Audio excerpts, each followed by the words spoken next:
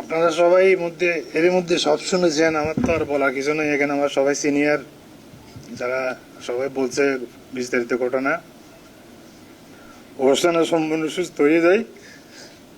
এবার কি আর কর্তৃপক্ষে আমার পরিবারের পক্ষ থেকে অসংখ্য ধন্যবাদ, আন্তরিকতা, কৃতজ্ঞতা। এটা বলার কিছু মানে আমার বাসায় আর বলার কিছু নাই। যে সাপোর্ট আমি ওনাদের থেকে পেয়েছি, এটা বাংলাদেশের ইতিহাসে সম্ভবত আমার জানা মতো প্রথম। ভেন্টিলেশন দিয়ে আমার ছেলেকে রেডিয়েশন দেওয়া এবং ভেন্টিলেশন দিয়ে আমার ছেলেকে আইসিইউতে যেভাবে রাখছে ডাক্তার শেখ, যেটা বললো infection still he live without any infection, এটা সবচেয়ে বড় কৃতিত্ব। আইসিইউ ডিপার্টমেন্টের সকল নার্স ওর প্রতি বেশি মানে আন্তরিক ছিল, ওকে সবাই দেখতে পারত। আর আমার ছেলের কনফিডেন্ট এত ভালোই ছিল, যেটা ডাক্তার শেখে বলছে, ভাস্কর দাও বলছে যে ওর কনফিডেন্ট এত বেশি ছিল, হয়তো আল্লাহ তালা ওকে সেই জন্য ফিরিয়ে দিছে। মানে একটা শব্দ ওনারা বলছিল মিরাক্কেল, এটাই মিরাক্কেল। যে আমি আমার দেশবাসীর উদ্দেশ্যে বলবো, চট্টগ্রাম এবার কি আর চট্টগ্রামবাসীদেরকে বলবো, সম্পূর্ণ চিকিৎসার কেন্দ্রবিন্দু এবার কেয়ার, ক্যান্সার চিকিৎসার কেন্দ্রবিন্দু এবার কেয়ার। আন্তরিকভাবে চাইব আমার ছেলে পরবর্তী যে সুস্থতা আছে এটার জন্য সবাই দোয়া করবেন, যেন ও সম্পূর্ণ সুস্থতা অর্জন করে আপনাদের মধ্যে আবার ফিরে আসতে পারে। হচ্ছে এটা যে ভেন্টিলেশন মানি আপনি পুরো বাংলাদেশ না, পুরো বিশ্বের যে কোনো জায়গায় ইয়ে করতে পারেন। আমার প্রিন্সেস মার্গারেটে সিএনএস অনকোলজির সাথে আমার ট্যাগ আছে। সো পুরো বিশ্বের যে কোনো জায়গায় ইয়ে করতে পারেন যে আন্ডার ভেন্টিলেশনে কোনো একটা patient, how much that is risky for a radiation. এটা ভেরি ইম্পর্টেন্ট, যে কেউ যে কোনোভাবে করতে পারে, but reportingly that hasn't been reported yet now, এক নাম্বার। আর দুই নাম্বার ইস্যু হচ্ছে, যদি কেউ এই ধরনের কোনো মিরাকেল যদি করে থাকে, that should be reported, that must be reported. এবং এটা সবাই জানা উচিত যে এই ধরনের যদি ব্রেন স্টেম গ্লিওমা এহসানুল গনির না হয়ে অন্য কারো যদি হয়, they should take the attempt. এটাই হচ্ছে আমাদের ইয়ে, অর্থাৎ অ্যাজ এ রেডিয়েশন অনকোলজিস্ট এবং আমি আমাদের ফেলো কলিগস যারা আছে তাদের প্রতি একটাই ইয়ে, যে আপনারা এই ধরনের যদি কোনো পেশেন্ট থাকে, পেশেন্টটাকে ফেলে রাখবেন না, অ্যাটলিস্ট হ্যাভ আ ট্রায়াল।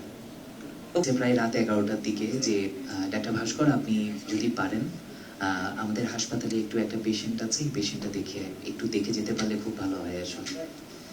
তো এটা ছিল এভার কেয়ারের বাইরে আরেকটা বেসরকারি হাসপাতাল। আমি তখন জিজ্ঞাসা করলাম যে আসলে আসাটা এই মুহূর্তে কি খুব জরুরি? বলছে আসলে খুব জরুরি, পেশেন্টটা খুব খারাপ। তখন আমি আসলে ঠিক রাত 11:30টার দিকে আমি ওই হাসপাতালে গেলাম। ওই হাসপাতালে যাওয়ার পরে আমি ওখানে যেটা দেখেছিলাম, আসলে ওটাকে আমি চোখে প্রকাশ করবার মতো না, ভাষায় প্রকাশ করবার মতো না। আমি দেখলাম যে 18 বছরের একটা ছেলে এহসানুল গনি, ও শুয়ে আছে আইসিইউতে। ওর রেসপিরেশনও নিতে পারছে না, শ্বাসও নিতে পারে না, ওর হৃদযন্ত্রের ক্রিয়াটা প্রপারলি চলছে না, ওটা সাপোর্টে আছে। ও পা দুটো নাড়াতে পারছে না, ও কথা বলতে পারছে না, খাওয়া দাওয়া করতে পারছে না। ওর শরীরের এক সাইড কমপ্লিটলি অবশ হয়ে গেছে, আরেক সাইডও অলমোস্ট এখানে অবশের পথে। তো এই ধরনের একটা কন্ডিশন আমি এখানে ওকে দেখলাম। ওর সবকিছু এখানে কন্ডিশন দেখে অ্যাট এ গ্লান্স, আপনারা যদি গণিত ছবিটা দেখেন, অ্যাট এ গ্লান্স রোগীর এখন যে কন্ডিশন আপনারা সবাই জানেন, রোগীর কন্ডিশন, রোগী শ্বাস নিতে পারছে না, ওর হৃদযন্ত্রের ক্রিয়াটা যথেষ্ট রকম ইম্পেয়ার্ড আছে, হাঁটাচলা করতে পারছে না। কিসের কারণে? ওর ব্রেনের একটা টিউমারের কারণে। যেই টিউমারটা এমন একটা সেন্সিটিভ জায়গায়, যেটা করা যাচ্ছে না অপারেশন, যেটা করা যাচ্ছে না কোনোভাবেই সার্জারি, যেটা রেডিয়েশনের ঝুঁকিও আছে, রেডিয়েশন দিতে গেলেও যে কোনো প্রবলেম হতে পারে, এই ধরনের একটা ঝুঁকি আছে। দ্যাট টাইম আমি ওদেরকে রিকোয়েস্ট করলাম, দেখেন ওর তো আপনারা জানেন যে কোনো মুহূর্তে ঝুঁকি হতে পারে, কিন্তু আমরা এই ছেলেটাকে বাঁচাবার জন্য কোনোভাবে কোনো একটা রিস্ক নিতে পারি নাকি দেখি, এটাকে আমরা চ্যালেঞ্জ হিসেবে নিই যে এটাও তো হতে পারে। আমি রোগীর বাবাকে সরাসরি বলেছি, রোগীর চাচাকে সরাসরি বলেছি যে এটাও তো হতে পারে, হঠাৎ মিরাকেলও তো হতে পারে। আপনারা ওই মিরাকেল হতে পারে ওটা চিন্তা করেই আপনারা চিকিৎসাটা শুরু করেন। আমার কথাবার্তা প্লাস আমার সাথে রিপিটেড কথা বলবার পরে ওর ফ্যামিলি কনভিন্সড হলো, এবং আমি বললাম চিকিৎসা আর অন্য কোথাও না, শুধু একটা জায়গায় করতে হবে, আপনাকে এভার কেয়ারে নিয়ে আসতে হবে। You will have to go there and you must go there, কারণ আমার সব ফ্যাসিলিটিস ওখানে আছে। সো রোগীরা কনভিন্সড হলো, আমি এভার কেয়ারে নিয়ে আসলাম। এবং এভার কেয়ারে আনবার আগে এভার কেয়ারের যে কোন কোন সাপোর্টগুলো এই রোগীর দরকার, ওই সবগুলো টিমের সাথে আগে থেকে আমাদের এখানে কথা বলে রেখেছি আমরা। পেশেন্টকে সরাসরি ঢুকানো হলো কোথায়? এনে আইসিইউতে। আইসিইউতে ঢুকবার পরে আইসিইউর আমাদের যে কনসালটেন্টরা আছে, আমাদের যে স্পেশালিস্টরা আছে, আইসিইউর যে স্টাফরা আছে, নার্সেসরা আছে, এরা এত কোঅপারেটিভ একটা নেচার আমাকে শো করলো, একটা অ্যাপ্রোচ আমাকে শো করলো। আমি আসলে বুঝতে পারলাম যে আমি একটা কনফিডেন্স পেলাম যে না, আমরা এই পেশেন্টকে ট্রিটমেন্ট করব। আমরা একই সাথে আমাদের আইসিইউ কনসালটেন্টরা মিলে, আমাদের আদার্স যা স্পেশালিটিস আছে এই রোগীর জন্য প্রয়োজন, আমাদের রেডিয়েশন টিম, আমাদের ফিজিক্স টিম, আমাদের রেডিয়েশন স্টাফ টিম, আমরা সবাই একসাথে বসলাম যে দেখেন, আমি কিন্তু এই কেসটাকে চ্যালেঞ্জ হিসেবে নিয়েছি, আমি এই বাচ্চাটার কোনো একটা কিছু করতে চাই, আপনারা কি আমার সাথে রাজি আছেন নাকি? এক কথাই সবাই রাজি হয়ে গেল যে আপনি যা বলবেন ডক্টর, আমরা ওটার জন্য রাজি আছি। সাথে সাথে আমরা এখানে ডিসিশন নিলাম যে এই রোগীকে আমরা একটা আর্টিফিশিয়াল ভেন্টিলেশনে তো পেশেন্ট আছেই, পেশেন্ট ভেন্টিলেটরি সাপোর্টে, পেশেন্ট শ্বাস নিতে পারে না, নড়াচড়া করতে পারে না। আমরা আইসিইউ টিমের সাথে এখানে কথা বলে বললাম যে আমাকে একটা পোর্টেবল কোনো কিছুর একটা ব্যবস্থা করেন, অথবা এই যে এখানে টাইম, আমি বললাম যে এখান থেকে রেডিয়েশনে যেতে আমাদের কতক্ষণ সময় লাগবে, রেডিয়েশনে যেতে আমাদের 10 মিনিটের কাছাকাছি সময় লাগবে। আমি ওনাদের সাথে কথা বললাম যে এখানে এই 10 মিনিটে আপনি কিভাবে রোগীকে কি করে রাখতে পারেন, সাপোর্ট দিয়ে রাখতে পারেন। বলছে আমরা এই সাপোর্ট দিয়ে রাখতে পারি। দে অ্যারেঞ্জ দ্যাট ওয়ান ইমিডিয়েটলি। আমাদের ফিজিক্স টিমের আমাদের সিমুলেশনে অনেক দিন আগে থেকে স্লট বুক থাকে। ফিজিক্স টিমকে বললাম আমাদের কালকেই সিমুলেশন প্রয়োজন, ওরা বলবে কালকেই হবে সিমুলেশন। যেই দিন ভর্তি হলো তার ঠিক পরের দিনই ওর সিমুলেশন আমরা করলাম রেডিওথেরাপির জন্য। ওই সিমুলেশন সাথে সাথে করা হয়েছে।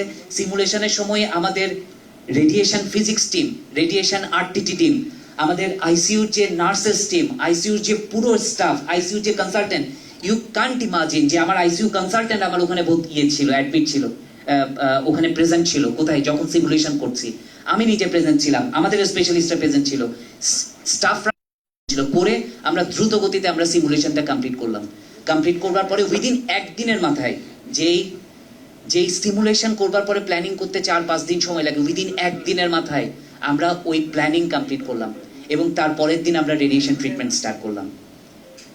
রেডিয়েশন ট্রিটমেন্ট স্টার্ট করবার পরে আমাদের আসলে আমি নিজে ব্যক্তিগতভাবে আমি আসলে খুব কনফিউজ ছিলাম যে কোনো কিছু তো হতে পারে। পেশেন্ট পার্টিকে বলছিলাম দেখা যাক কি করা যায়। ঠিক 10 দিনের মাথায় যখন 10টা রেডিয়েশন আমরা কমপ্লিট করলাম, দ্যাট মিরাকেল হ্যাপেন্ড।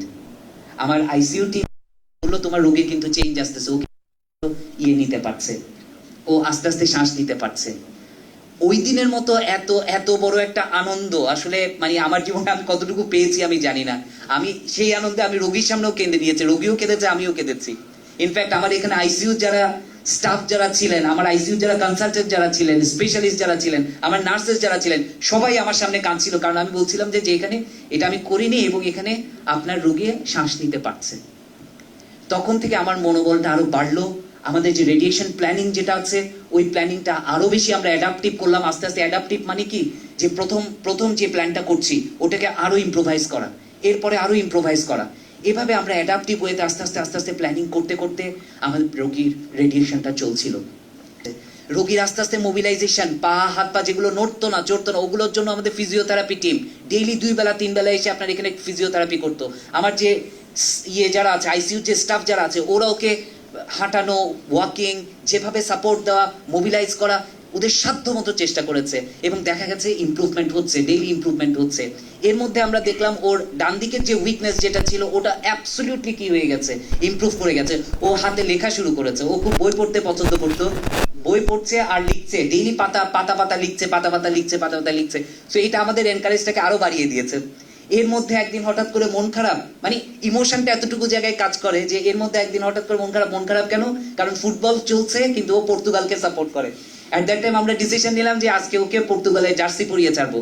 তাহলে ওকে পর্তুগালের জার্সি আমরা পরের দিনই পরিয়ে, পর্তুগালের জার্সি পরিয়ে ওকে আমরা কিসে রেখেছিলাম? আইসিইউতে রেখেছিলাম।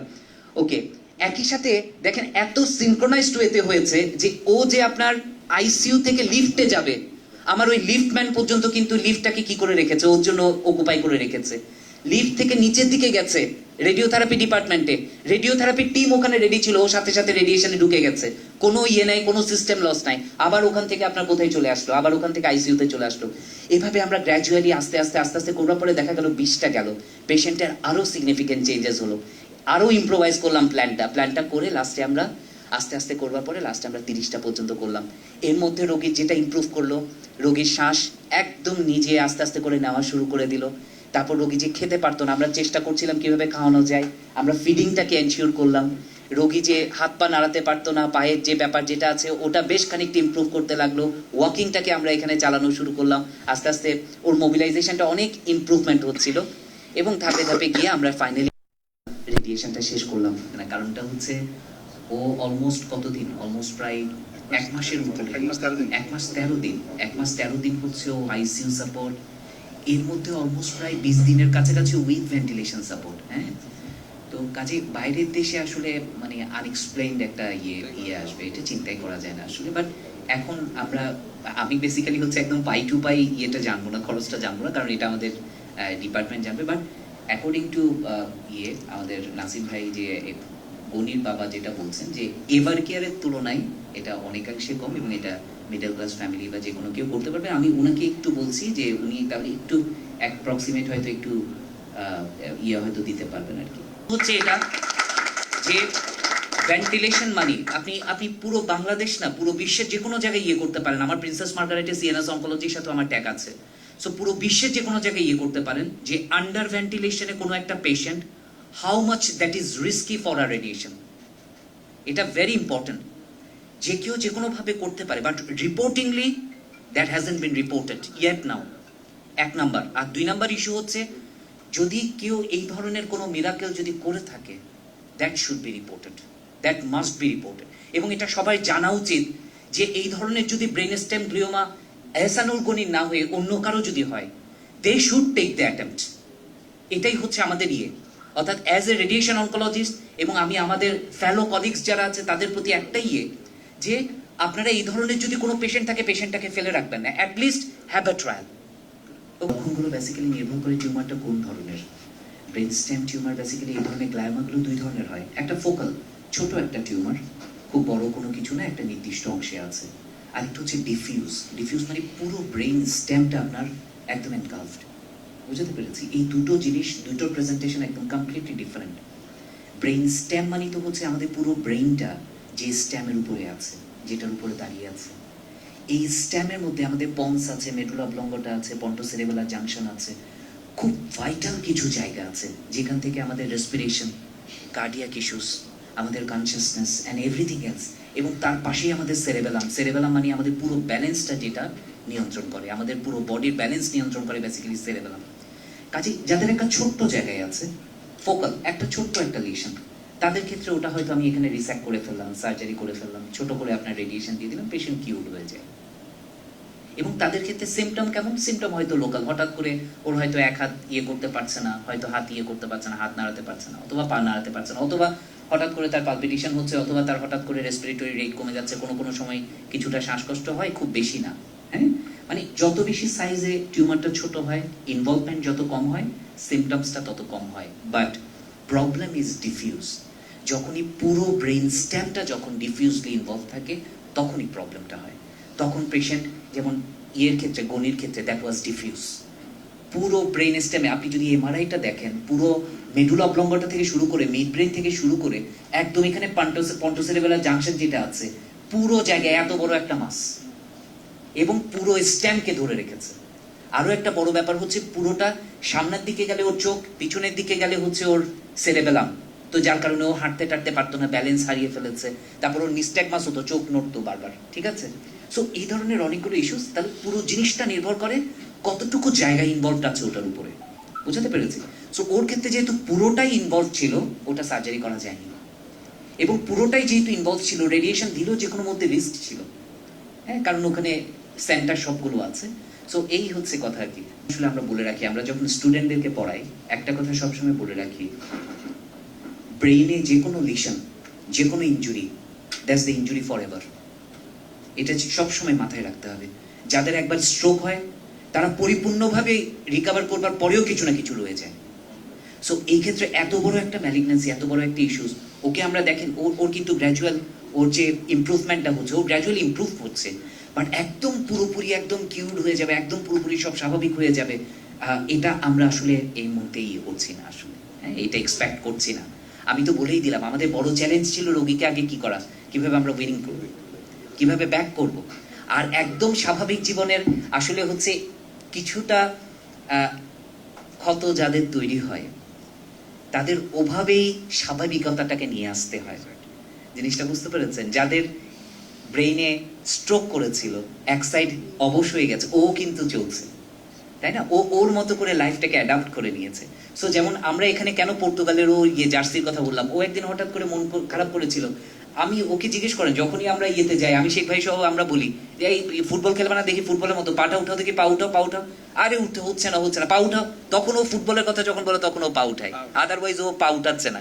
জিনিসটা বুঝতে পেরেছেন? সো এভাবে ওকে অ্যাডাপ্ট করে নিতে হবে এবং আমাদেরকেও মেন্টালি বুস্ট আপ করতে হবে। আমরা আমাদের কাজটুকু করেছি, এই মুহূর্তে ও ঘরে যাচ্ছে, ঘরে ওর বাবা মা, ওর আত্মীয় স্বজন ওকে মেন্টালি বুস্ট আপ করে আরো আরো আরো, একবার হাঁটতে না পারলে আরো হাঁটো, একবার হাঁটতে না পারলে আরো হাঁটো, এভাবে ওর নিউরোলজিক্যাল ইমপ্রুভমেন্টটা করতে হবে। But the basic fact is যে ও একদম পুরোপুরি কিউর হয়ে যাবে, ওই জিনিসটা আমি বলতে পারছি না আসলে।